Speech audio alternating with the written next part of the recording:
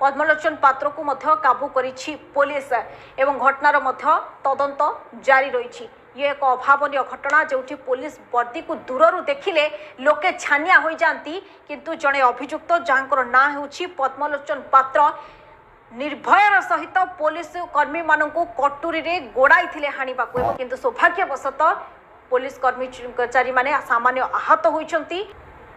अधिक सूचना आलोचना सीधासख जा नीलगिरी प्रतिनिधि विश्वम्बर अच्छा। विश्वम्बर, ये पद्मलोचन ये व्यक्ति जनकर मानसिक स्थिति ठीक अच्छी तो देखो तपस्वी यह तो बेस चिंतार विषय। पद्मलोचन को पतियारा कौन कौटी जाहिर करिछि पुलिस अधिकारी कौन कौटी टिके आगे धीर स्थिर हो जाती। जेहेतु ये घटना आज नुआ नुहे पूर्वर जहाँ बर्तमान ताजा सूचना आम पाखे हस्तगत होची पूर्वर पुलिस अधिकारी मैंने धरिया उद्यम करते आक्रमण शिकार होगापी पड़ता। एने मामला रुजु होता और कोर्टर नोटिस जाइए ग्रामरक्षी नोटिस देवाई जाते सका, किंतु से ग्रामरक्षी को समान ढंग से आक्रमण करने उद्यम करते। तेबे आक्रमण जदिव ग्रामरक्षी बर्ती किंतु ग्रामरक्षी तत्काल नीलगिरी थाना को खबर देते।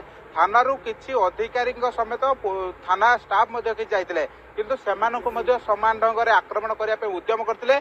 जदिव बा समस्ते वर्तमान सुस्थ अच्छा, समस्त स्वास्थ्य अवस्था स्थिर अच्छी, किंतु थाना अधिकारी किंबा पुलिस स्टाफ को आक्रमण करने कौना कौटी पद्मलोचन पतियारा जाहिर करछंती, जहाँ को रखिबारे वर्तमान सुधा थाना अधिकारी कौना कौन टिके विफल थे। जदिव बा वर्तमान थाना अटक रखा जायछि, या परे वर्तमान पुलिस आईन कानून एसबू कौना कौटी टिके जो रही डर ताहा कौना कौटी कम अच्छी, कि पुलिस सहित जो संपर्क कौना कौटी से तिक्तता करने चाहिए बहुत हुए, जो कि वर्तमान से भाया एक कांड घटती। तेज जो प्रश्नटी आप पचारे जे पुलिस को देखले भय कि जो अभियुक्त जी रही है साधारणतः पुलिस पोशाक को देखले पुलिस पोशाक जाते पुलिस अधिकारी देखले भय रहा कथा, किंतु भय नुहे बर पुलिस अधिकारी को से आक्रमण करने उद्यम करते। तेज कटुरी दे गुड़ाई किसी पुलिस अधिकारी गोड़ाई गोड़ाई कामुड़ा उद्यम करते, किसी क्षेत्राक्त होती जदिव स्वास्थ्य अवस्था स्थिर अच्छी,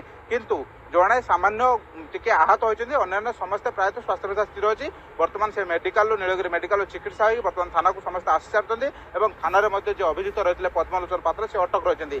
तेज मूल घटना जावा किसी दिन पूर्व जदिव सठिक सूचना एजावत आम हस्तगत हो पारे, किसी दिन पूर्व ना एक मामला चलता समान ढंग से नोटिस जावाई। तबे विश्वम्बर, पद्मलोचन नारे पूर्वरु केउ मामला चलीतिला एमिति केउ घटना रे तांकर संपृक्ति रहिछि एवं से कोन करंती तांकर पूरा परिचय कोन आ गां लोक भी तांको डरुथबे, जोंटी पुलिस कर्मी को से छाडू नांती तबे गां लोक को भी डरै धमके रखुथबे।